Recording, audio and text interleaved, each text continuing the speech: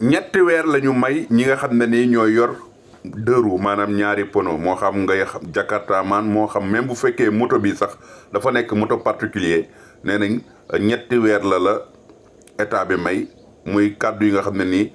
premier ministre wax na ko pour nga dem uti ji nag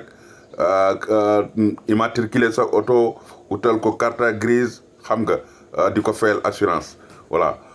loolu daal wax na ne dañu war a réglementer loolu waaye tamit nag lu jëm ci wàllu yoon bi tamit nit ñi respecter li nga xamante ne mooy code de la route xam nga respecter dem gi ak dikk gi boo àggee ci stop fi nga xamante ne ni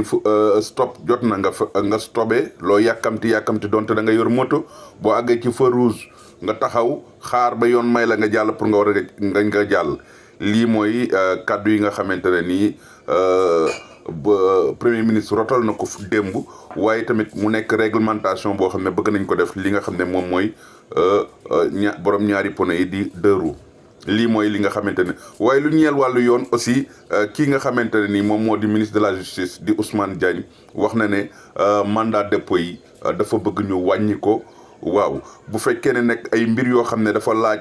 ñu war ko mën a waxtaane li ñuy wax médiation pénale ñu daal di ko def waxtaane ko ba nga xamante ne nii wax dëgg yàlla nit ñi maanaam